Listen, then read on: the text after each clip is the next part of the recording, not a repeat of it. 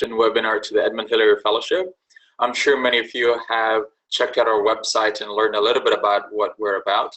But I'll take you to the next slide where you'll be able to see a little bit more about what inspired this program.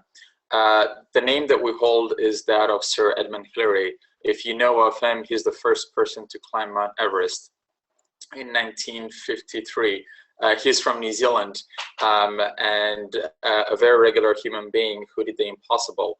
The values and purpose behind the Edmund Hillary Fellowship, it is to celebrate such leadership, such entrepreneurial spirit to address some of the more fundamental challenges that the world is facing today. So a big part of our vision and mission is to provide a platform in New Zealand for visionary entrepreneurs, investors, and startup teams to address some of the world's biggest problems and create different types of solutions that can inspire positive change around the world.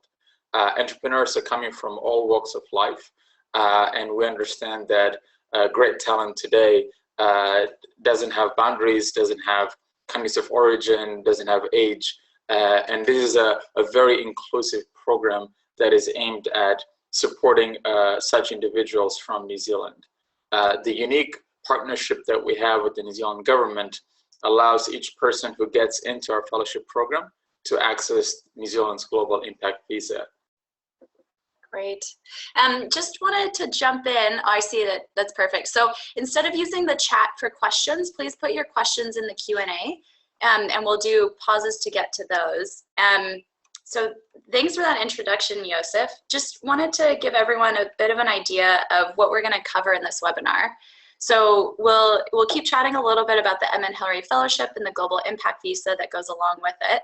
We'll talk a little bit about New Zealand and then talk about who we're looking for with this fellowship and how you can apply. So without further ado, let's jump into a little bit more of what the fellowship is like. So as many of you have seen at this point, it's a 3-year fellowship, and one of the core things that we're trying to build throughout this fellowship is that community of people who are focused on driving impact, positive impact in the world.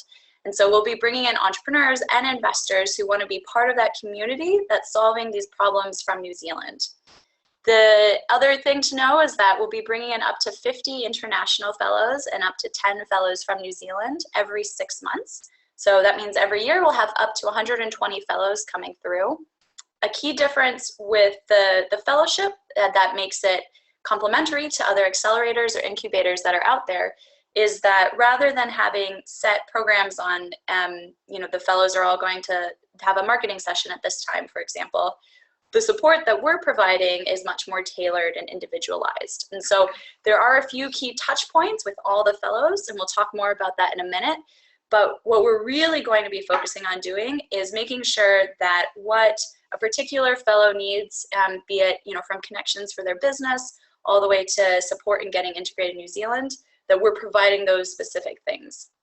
And then this last point that you can see here on the right is that the international fellows get exclusive access to the Global Impact Visa. So we're quite proud to announce that this is the first entrepreneurship visa that's focused on impact, and it's the most entrepreneur-friendly visa in the world.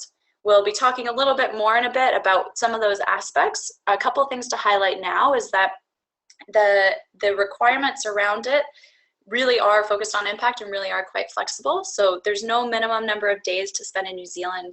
We really want to make sure that this fellowship works for people who are truly global citizens and who have different parts of the world that they're connected to and operating in. So that's one key thing. There's also not a set number of jobs that need to be created for the entrepreneurs, or on the investor side, a set amount of money that needs to be invested into the program. So again, just a little bit of a hint on that, but we'll touch on each of those points a lot more as we go forward here. And I am seeing the questions coming in, which is great. We'll just pause at the end of this section to do questions, so please keep sending those in. We're looking forward to getting into those. So a few more details that you can see here. The fellows can be based anywhere in New Zealand. And again, that's something else that our team can help people think about in terms of connections across New Zealand, and based on the work that you're thinking about doing, what part of New Zealand might be the best fit for you and your work. The other thing that we've talked about a little bit is that the fellows really are in the driver's seat. So we don't have a set curriculum or set of things that we're expecting to cover. It really is based on what fellows want, and it really is up to the fellows to get the most out of the program and dive in and be really active. And then this last point, which we've also mentioned a bit, is that the investors are part of the program. So as part of our fellowship, we're bringing in, with every cohort, a microcosm of a startup community, which means we'll have the builders, we'll have the entrepreneurs coming through, but we'll also have people who are able to invest not just their resources, their financial resources, but also their expertise, and also others who will be great thought leaders and can really help the whole fellowship cohort push their thinking forward in areas. And then, you know, investors are part of this. It's not a funded fellowship. There are a lot of other things that we're providing, and access to capital is part of it. Anything to add? Just wanted to also highlight there is that there are a lot of funding opportunities within New Zealand, both within the venture capital ecosystem, angel investment ecosystem, as well as government funding that's available to research and development, or specific types of innovations that are happening across the country. And so through our program, we'll be providing access to you to a lot of those resources within the country. We're also developing and growing a global community of investors who are interested in supporting fellows that are being part of this program as well. Great, thanks, Yosef. So let's talk a little bit about the visa. You might have seen that the visa is available for our international fellows. The visa is really just one small part of the fellowship. So the visa does give the international fellows access to come into New Zealand, but the fellowship is what really provides that wraparound support, both in the beginning and in the build up to coming to New Zealand, and also afterwards, once fellows are on the ground in New Zealand.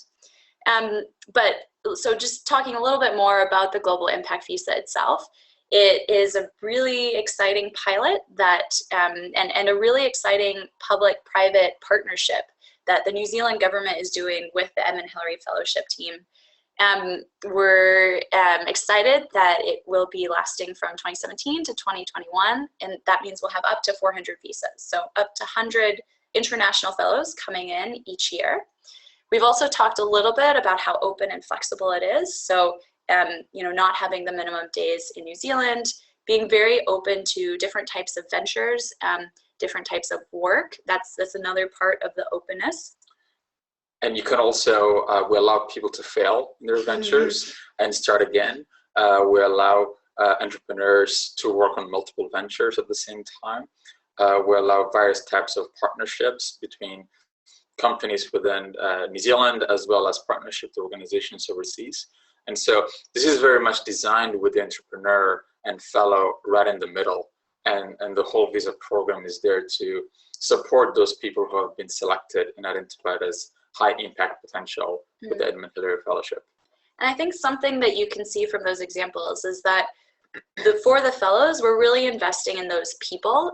So, you know, that's part of why the failures along the way, not only do we know that that happens in the startup world, but we know how much people learn from that as well. And so we're really committed to those fellows once they're selected to being with them throughout the whole 3 years as they're going out and trying and learning new things. The other points here, so there are additional visas for families. So that can be both dependents, so children, or it can be a partner or a spouse. There is a pathway to permanent residency. So at the end of the 3 years, that there will be an opportunity for fellows to become permanent residents within New Zealand. And that last point there is that becoming part of the fellowship, so becoming a fellow, is the only way for our international fellows to qualify for the Global Impact Visa. There's no other option to apply for the Global Impact Visa. One thing I'd like to mention around the residency is it's a 3-year program, so 36 months. On the 30th month, you're eligible to apply for a permanent residency. And that's a residency program that has no conditions attached to it. And so it is similar to the green card in the US or other types of residency permits that even allow somebody to vote in a country. And so New Zealand government takes this very seriously in making sure that people who come to this program and want to build a long-term relationship with New Zealand have a clear pathway to do that. The key factors for getting the residency is staying with the EHF program, as well as meeting the health and character requirements for the residency application itself. And we can get into that a little bit later on as well. Great. So a little bit more about why you might be interested in becoming a fellow. If we start on the left, that's giving an idea of the different activities that we'll be creating and supporting throughout the fellowship. So if I go chronologically, at the very beginning, all of our fellows will come in for a 1 week, they'll come together for a 1 week induction in New Zealand. And that's the beginning of making sure that fellows can create that community with each other. And so there'll be 3 days for the fellows to get to know each other. And then it's also an opportunity for fellows to start getting embedded in the community in New Zealand. And so the next 3 days of that induction week are where we'll be bringing in key leaders and potential partners across New Zealand that might be helpful in the work that the fellows are looking at doing. So that's right there at the beginning. And then from that point onwards, every 3 months, there will be some activity, some touch point. Some of those touch points will be larger. So every year there's going to be a demo day where the fellows get to share the work that they're doing. And as the Edmund Hillary Fellowship, will be part of helping spread the word and make sure that others in New Zealand and beyond learn about the great work that the fellows are doing. And it also includes events like fellow retreats and also touch points where it's not the whole group of fellows, but where we bring together, for example, a subset of fellows who might all be working in a similar area like climate change or education, so that they can learn from each other and that we can pull in other education leaders from New Zealand and other parts of the world. So the key point there is there's every 3 months, there's some checkpoint. And there'll be lots of opportunities to get connected to each other and to New Zealand and beyond. That second point is also talking about that community. So the introductions and access to a global network of investors, advisors, partners, mentors, innovation hubs. As I mentioned, we're out in London right now, and one of our goals here is really strengthening the Edmund Hillary Fellowship Network around the world and in markets that we think our fellows will be interested in expanding into. So that's those are networks that we're actively building. And one of the beauties of the fellowship is that because we'll be bringing in fellows from all the different corners of the world, the fellows themselves will also have their own networks that they can share with each other. The third point there, becoming part of a community of global citizens, that one we've talked about a little bit. We know ourselves, it's important that creating change and impact is really difficult. And so we want to make sure we have this community to support people along the way.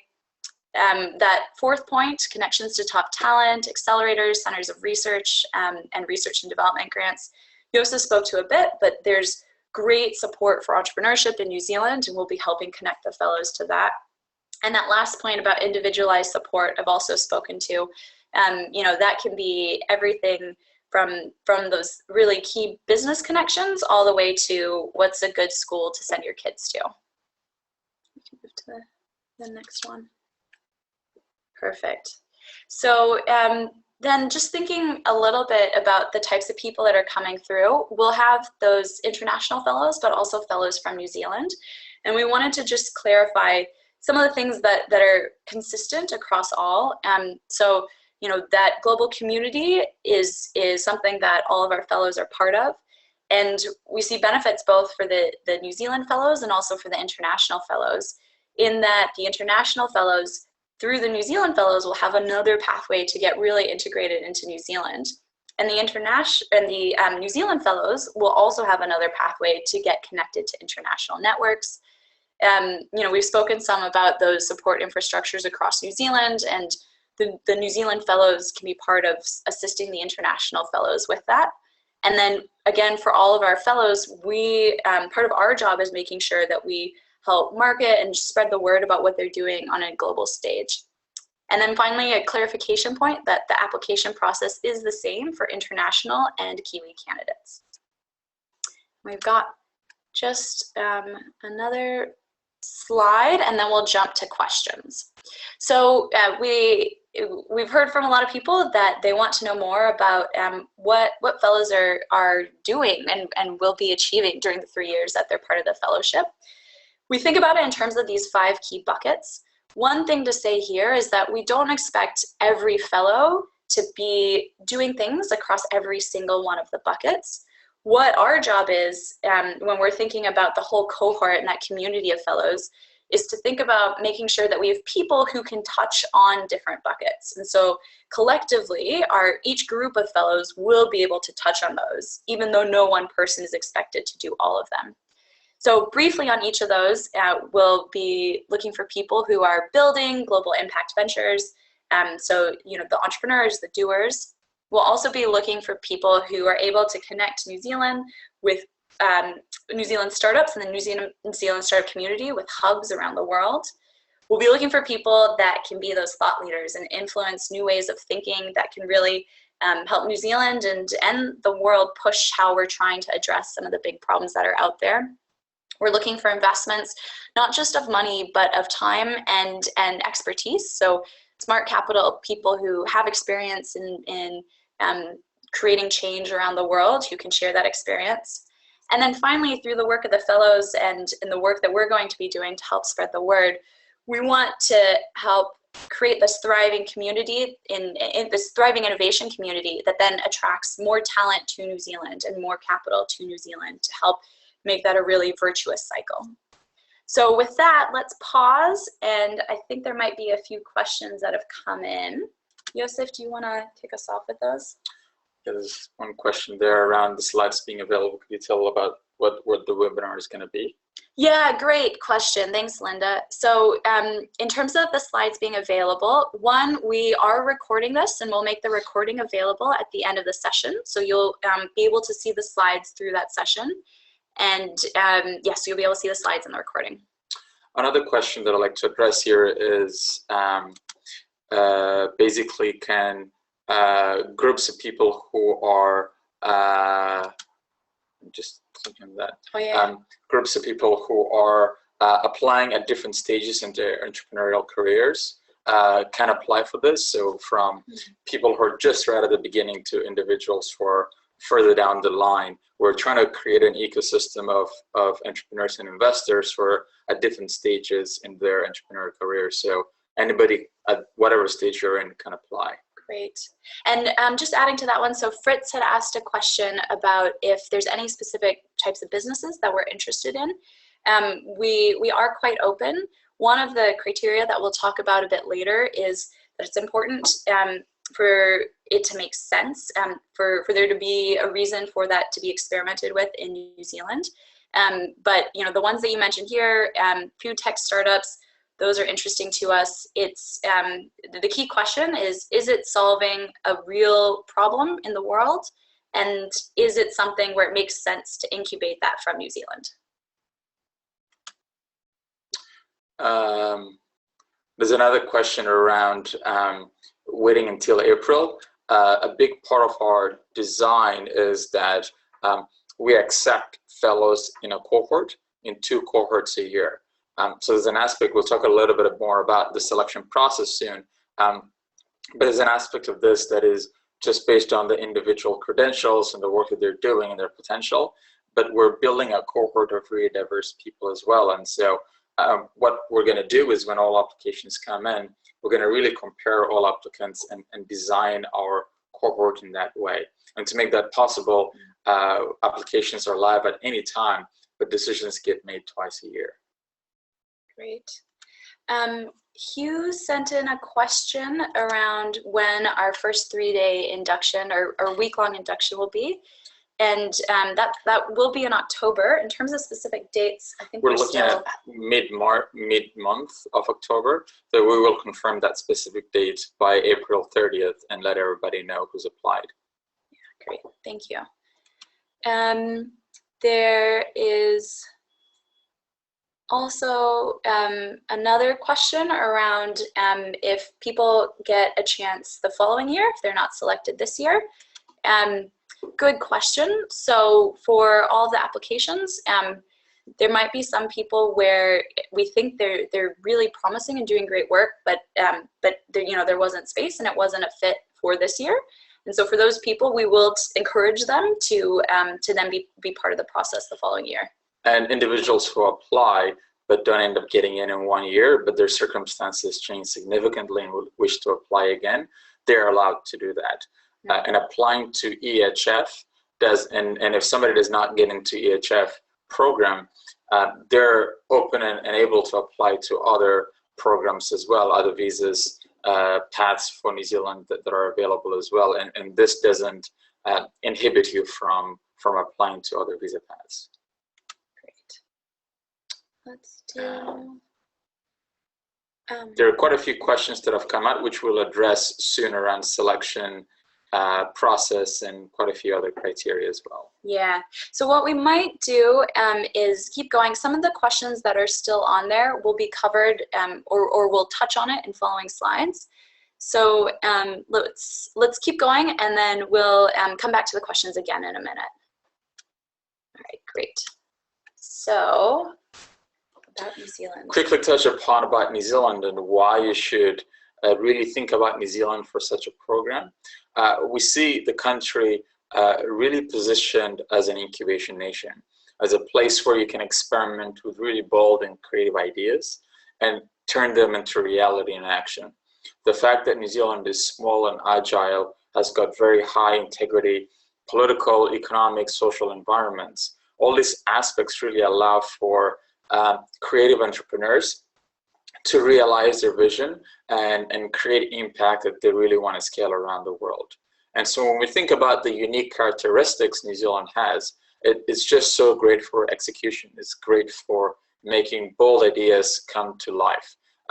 It's the #1 place to do business around the world. It's got strong trade relations, and it's got a well-educated workforce. There are lots of amazing universities that are creating really talented individuals who are going into the workforce. In terms of trade, New Zealand has got strong connections with the East and the West, Western economies from Europe to America, and in the East with trade relations with China and quite a whole lot of countries, Asian countries, India. And so it's quite a unique place to actually access the world and create innovations that can reach different corners of the planet. And it's also an amazing place to live. I don't know if many of you have visited New Zealand so far, but if you have, that's the one thing that you really see. It's just got one of the highest qualities of life that's available there, both from just the lifestyle, the day-to-day activities to political rights and liberties. It's got one of the highest scores in terms of different rankings that compared to other countries. We've got from gay marriage to indigenous rights to people being judged based on their character and really what they bring in. The other area is one of the least corrupt countries in the world. What that allows is for people to actually just focus on working on their projects instead of being held back by broken systems or infrastructures. It's one of the most peaceful countries in the world as well, and you'll see this when you get here, both in terms of New Zealand's relationship with other countries, as well as just what it means to be living in New Zealand, raising a family and children. It just gives people that peace of mind and that piece of space. What that means even for your business is New Zealand is such an easy place to hire and attract even more talent to come in.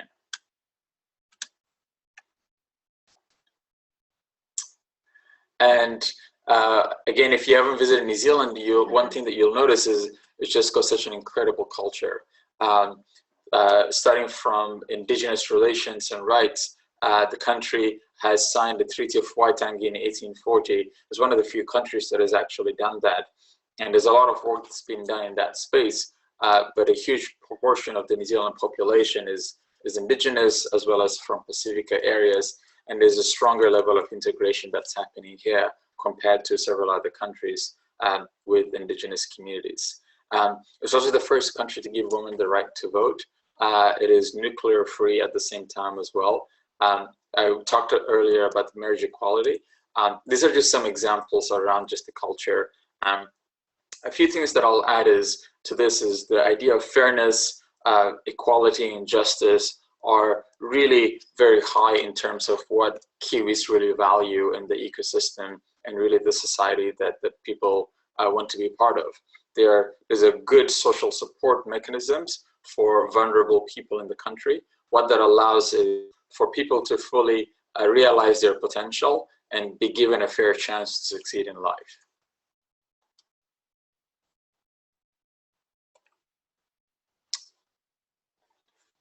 And last but not least, New Zealand is such an amazing hotbed for innovation and creativity. We've had several examples of innovative ideas and projects that have come out of New Zealand. This idea of resourcefulness and doing so much with very little is part of the Kiwi DNA. So we see stories from, the first world's personal jetpack that was created, to a lot of experiments that Facebook and Google created in New Zealand. A lot of technologies that are disrupting the finance and banking industry, the agricultural industry, the biotechnology and energy systems. So many of these technologies and innovations have come out of New Zealand. So the country has so much track record in this space, and we're looking for fellows to come and be part of that and help it even go further. And something I think it's worth mentioning on that side is you might have noticed from our accents that Yosef and I, neither of us actually, were born in New Zealand. And we've both made the choice to move to New Zealand and base ourselves there. And we can both talk more about that, but something that I can say is, one thing that initially appealed was the openness of the country.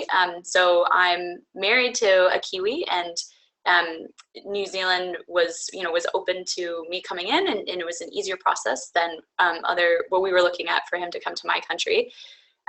So that's that got us initially in, but once we were in New Zealand, I was surprised to see the amount of entrepreneurial activity that's happening, and you can really feel the new ideas and the potential just bubbling up. And so that's why we've stayed since we did come initially, because it really feels like New Zealand's at this wonderful turning point with these great ideas bubbling up.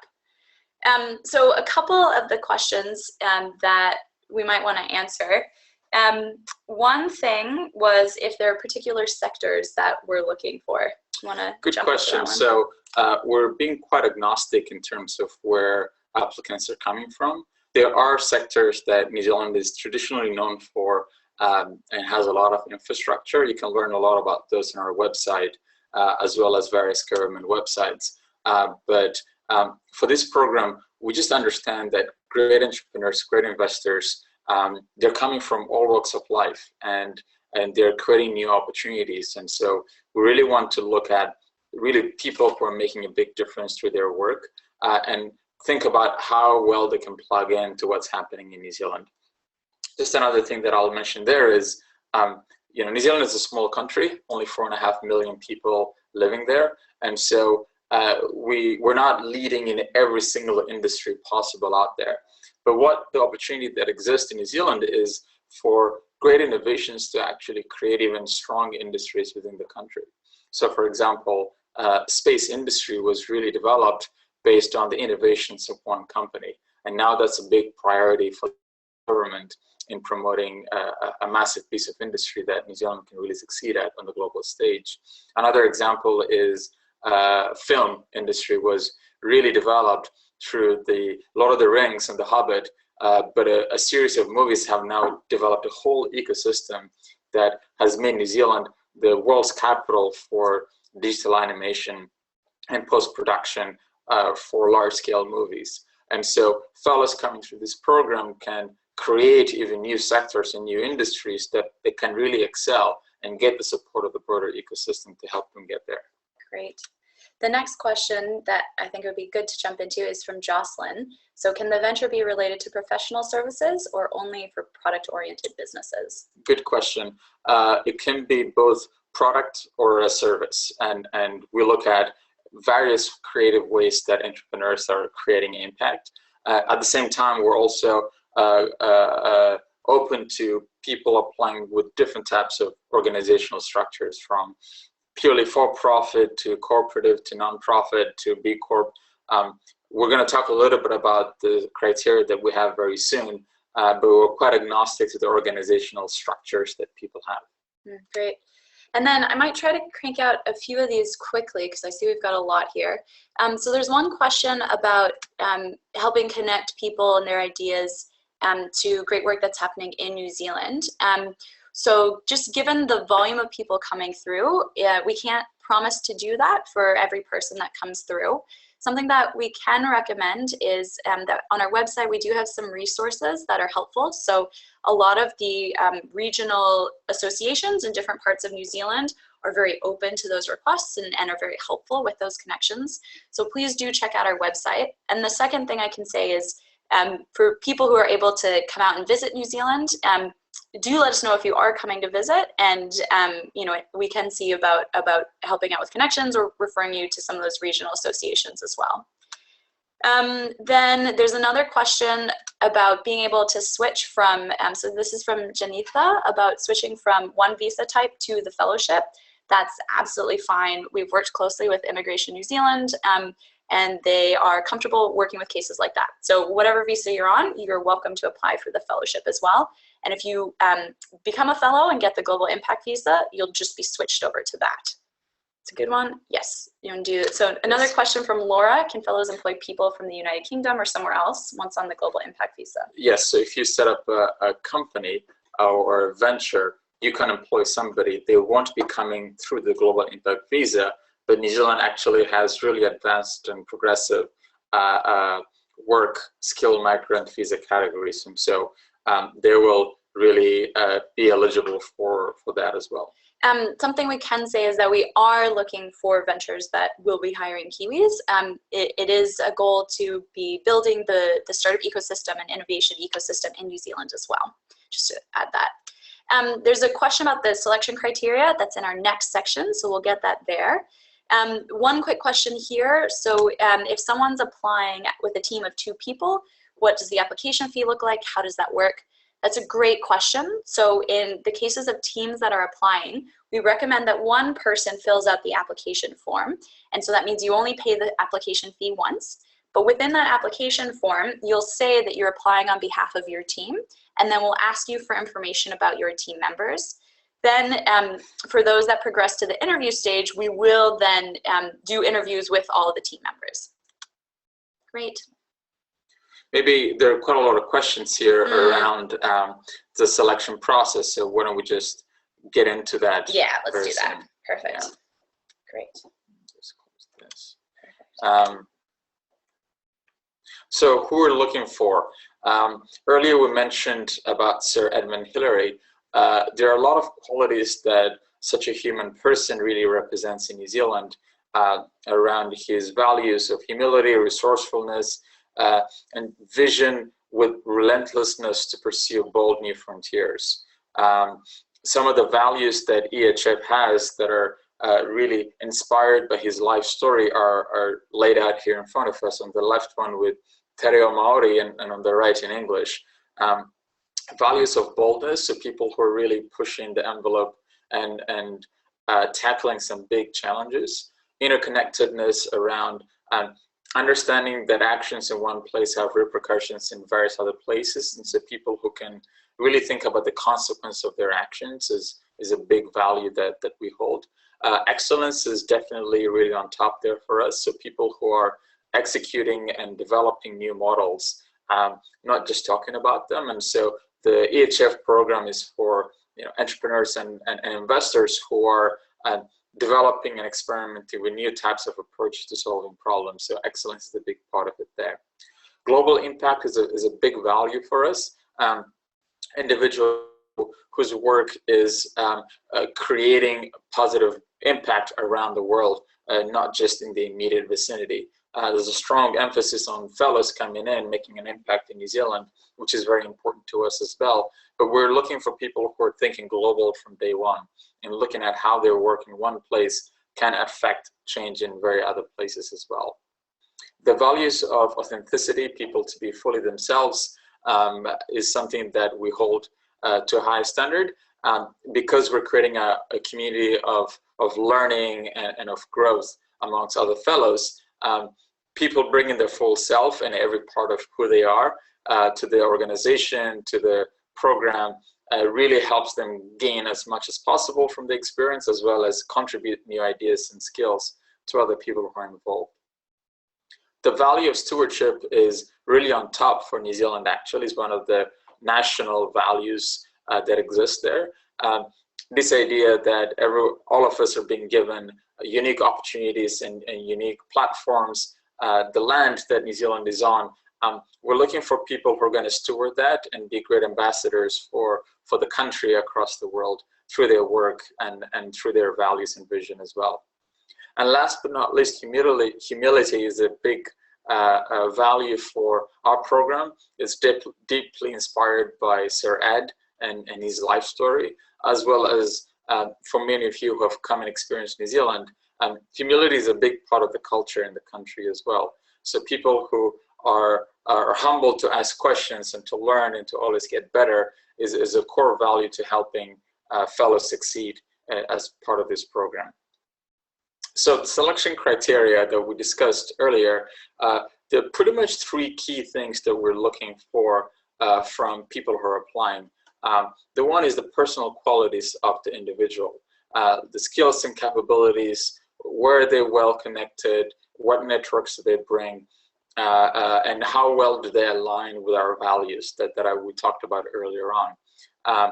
Through the selection process, we're going to do reference checks and look at what are different of groups of people who are endorsing these applicants that are coming through. And so for people who are getting into the application process, we really want them to be fully themselves, give us a sense of who they are, where they come from, what their stories are, both through the application as well as ongoing processes during the selection activities that are taking place. Second to the personal qualities of people that we're looking for is the work that the applicants are doing, either their ventures or investments, what they've done as well as what they intend to do. For what fellows are coming to do, we're going to look at the impact potential of their work, both global impact as well as impact in New Zealand. We know that some people are going to come at different stages. Some people just come with brand new ideas and they haven't done a whole lot of work in that place. So we're going to be asking ourselves, what is the impact potential of this work? Some people who have got a lot more experience might end up having a lot more track record to give us that indication. Scalability and longevity of the project is quite important to us to help us really understand what type of solutions that can actually scale. And this is where the innovative lens really comes into play. The last thing around the applicant's work that we look for is their ability to execute as individuals as well as a team, if they're coming in as a team, and having the sufficient resources and backing to get them off the ground. And we don't have any very specific cutoff lines for around this because we understand that each applicant is going to have a very different story and a different set of needs. So we're going to be considering what each individuals require on an individual basis. The last of the three areas that we look for is their ability to succeed in New Zealand. So the viability of their initiative in New Zealand, is this something that you'll be set up for success on if you come to the country?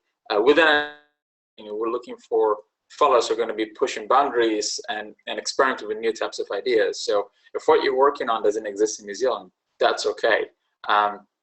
But our job is to make sure that when you come to the country that you're set up for success.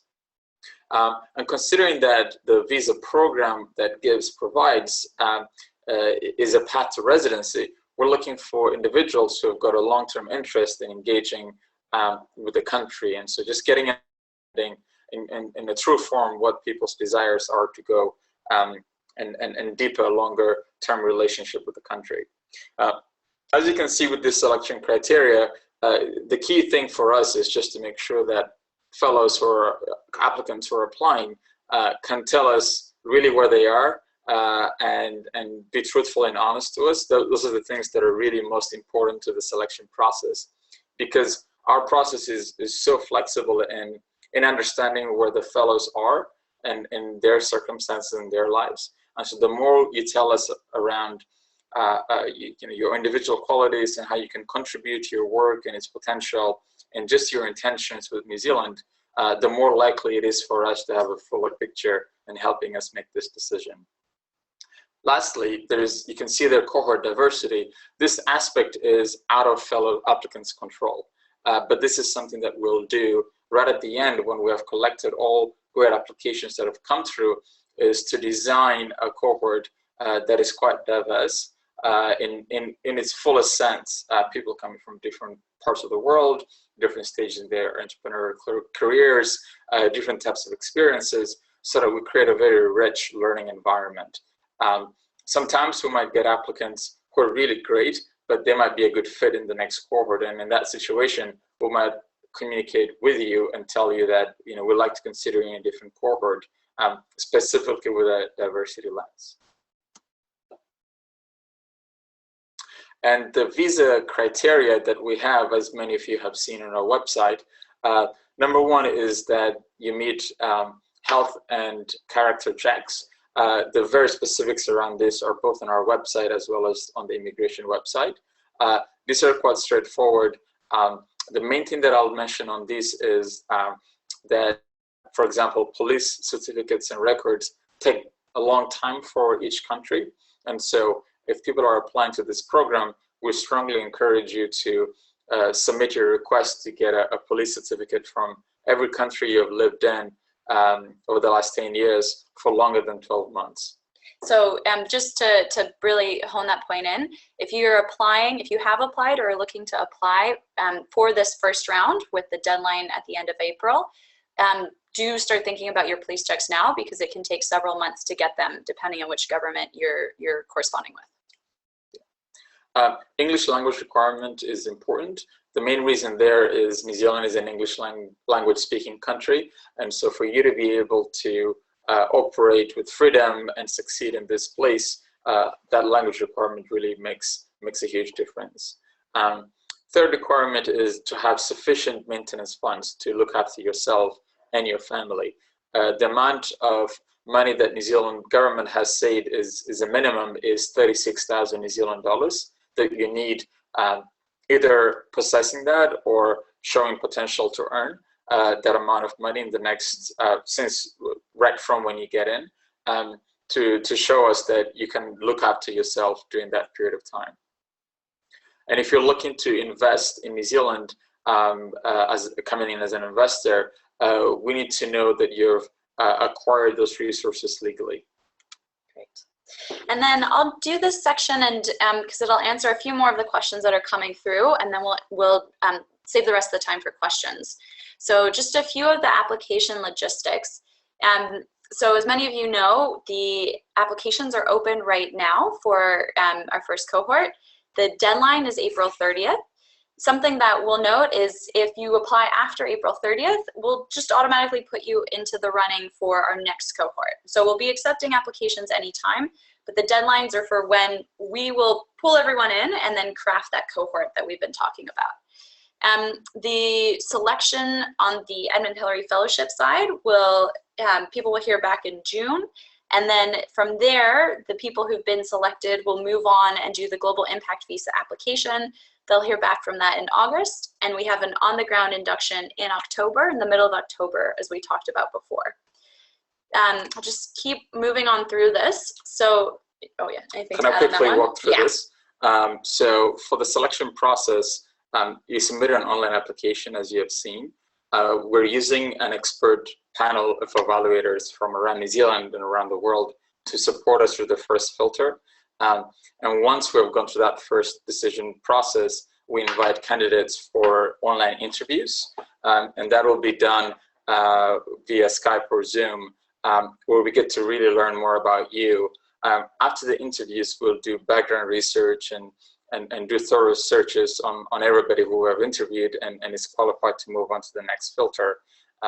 Past that, we'll do reference checks with people you've worked with and people you've engaged with as an individual.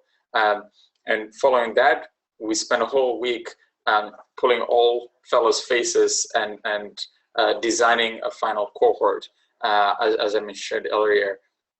And we use that cohort design process to then take a final list of potential fellows in front of an independent selection panel that will then decide who becomes a fellow and who should be considered in other cycles.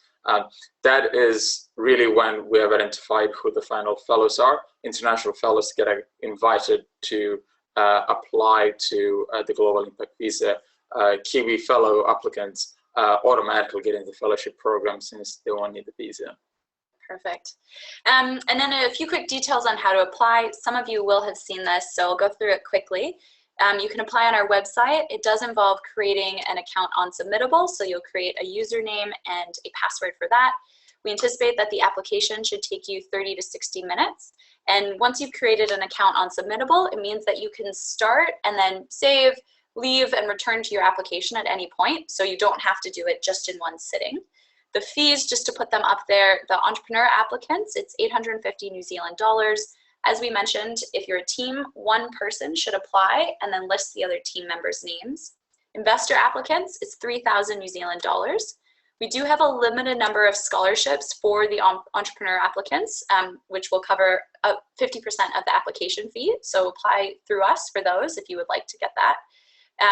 Because we have a limited number, if you would like a scholarship, please apply as soon as possible.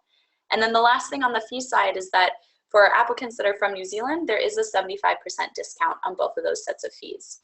If you're not ready to apply, you can express interest to receive more information. Many of you have already expressed interest, and that's what put you on the mailing list that allowed you to find out about this webinar. But just wanted to put that up there just in case.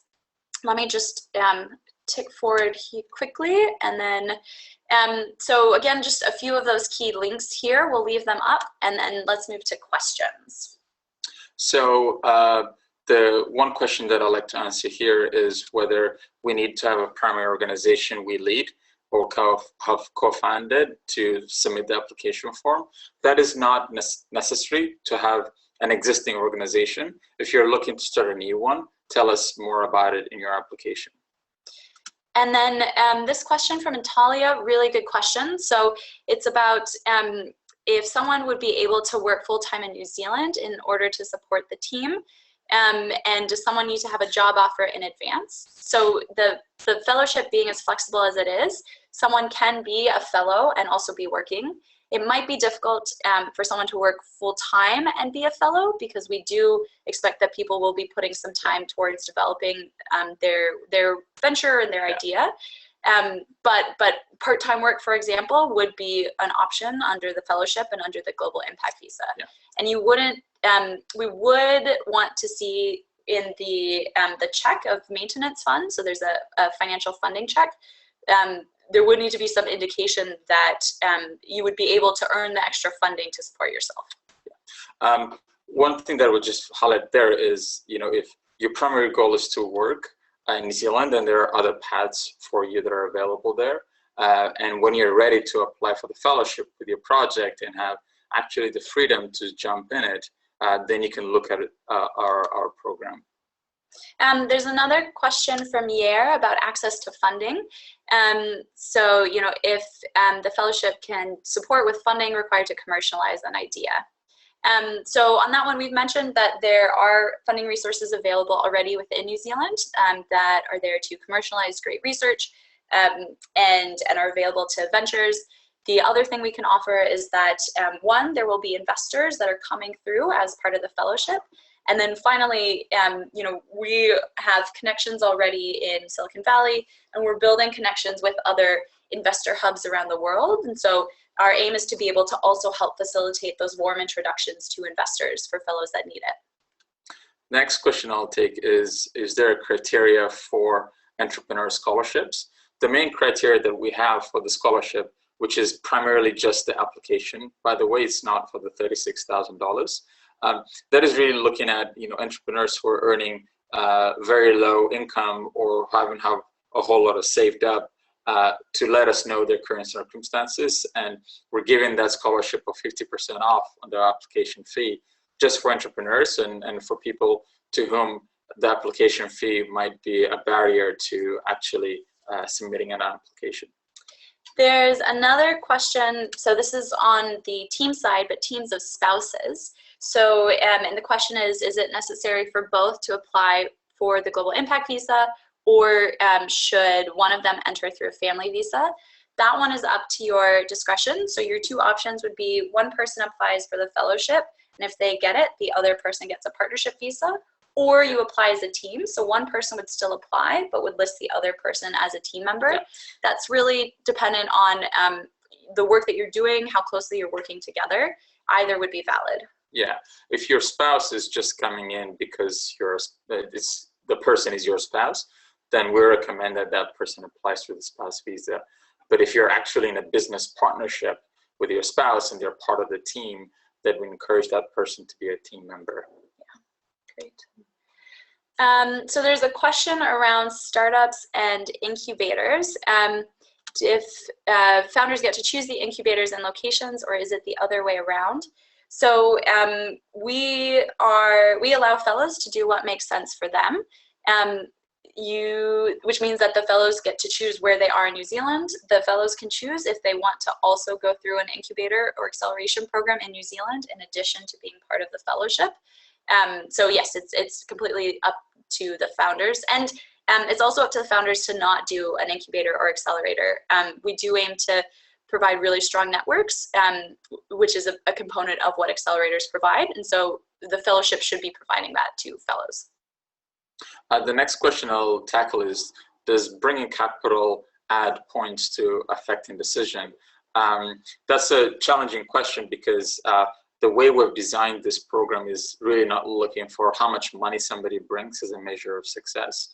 If really somebody's primary value to New Zealand is just how much capital they're bringing in, there are many other investor category visa programs that are significantly prioritizing that. So to us, what's important is not just the amount of capital somebody's bringing in, especially if that person is coming through the investor path to EHF, it is the level of experience that they have and the quality of mentorship and connectivity that they can offer to our fellows. While capital access is very important, that's really not the only thing that we look for. There's a question from Dafeng about the difference in terms of English level. So if someone has good reading and writing, but oral English is not as good, what would that look like? So the key thing we're looking for is the ability of our candidates to do their work in New Zealand, which is an English-speaking location. As a result, oral English probably will be important for being able to have conversations with potential partners and potential customers. That said, if a candidate has a good reason for why they can do their work with the English level that they have, and if they're also able to show, for example, a commitment to improving their English, they could still be eligible.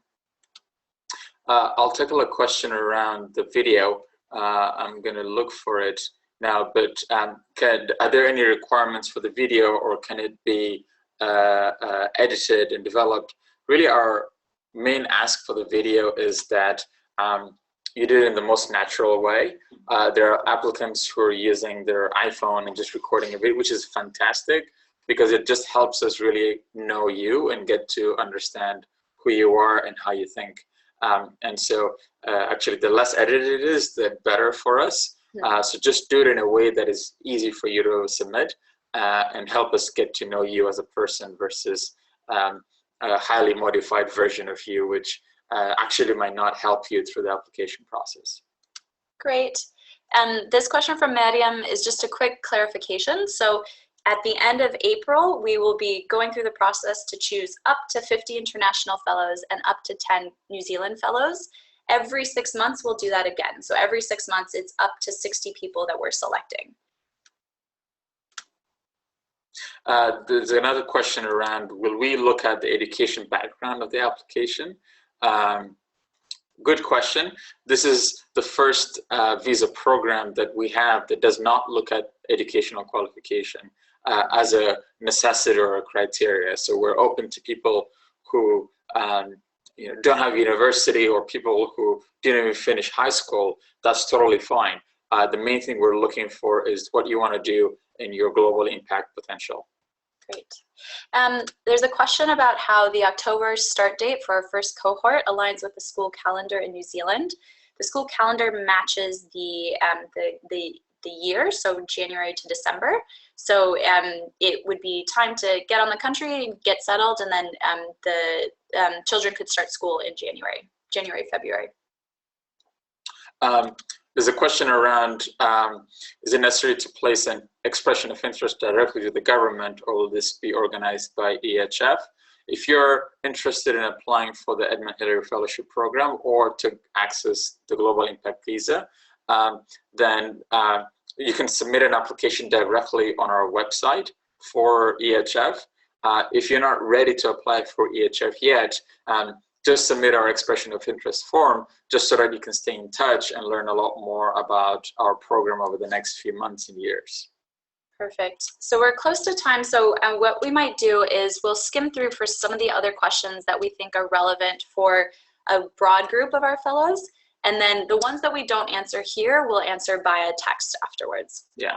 So are there any age limits? No, there aren't. And this is yet another innovation in the way that this visa program is designed, is because talented people, the age is not an indicator of talent in many ways, and so we're open to all sorts of applicants coming through. Will team applications require all teams to be present for all required activities? Not necessarily. So we understand that different team members travel and have global lives, so they're not fully required to be there the whole time. But if somebody applies as a team, would love to engage the entire team into the ecosystem and into the various activities that we have going on throughout the year. If one is not selected this badge, but panelists express interest for one's idea in the next batch, does one have to reapply, or is one's place reserved? Good question. So we will let each person know once having gone through the process if we think your current application is enough for us to consider in the next application, or if you need to apply again with new circumstances for you to be considered again. So if you don't end up getting in through the first round and we think you'd be a strong candidate for the second cohort, we will let you know. Perfect. One quick one to clarify. So in terms of what you applied for and when, the first thing to do is apply for the Edmund Hillary Fellowship. And then those who are selected and who are international will be recommended to apply for the Global Impact Visa. So those happen in parallel. The one thing maybe that was confusing is that people should think about applying for a police check now, even though that's for the Global Impact Visa, because the police checks take so long to acquire. The last question that we'll answer is around incubators and accelerators, how different our program is. As Warren mentioned earlier, we're taking the back seat in terms of the fellows being in the driver's seat and guiding their own entrepreneurial experience and paths. So much of what the 3-year fellowship is going to look like is a series of few but in-depth workshops, retreats for fellows to really learn from one another, and activities that allow you to maximize the value from being in a cohort of really diverse and exciting entrepreneur and investor candidates. And then us working with each of you and asking, how can we best support? What red tape can we help remove? What access points can we help provide? And that is quite individualized. What's different between incubators and accelerators is they tend to have more rigid structures that tailor to entrepreneurs who are very much at a similar level in their entrepreneurial careers. You can be part of an existing incubator as part of the EHF program. That is totally fine if that's a path that will actually provide you support while having access to everything that we do at EHF as well. Great. Well, so that was a bit of a whirlwind at the end. Thank you for joining us on this. We will make the recording available, so we'll send a follow-up email so that you can refer back to this. And as I mentioned, we'll follow up with some of those questions that we weren't able to get to with the group. We're so excited that you're interested in the fellowship. We're really looking forward to hearing from you, and our selection team is looking forward to seeing your applications. we'll do more webinars in the next few months as well. So if you've got more questions and you want to learn more, please sign up to those as well. Yes, yeah. So we'll do another webinar that's another general introductory one. And then in the next month, we'll also do some more specific topics as well. So if there's a particular interest area, watch out for news of those. Thank you. Thanks, team. Take care. Thanks for joining.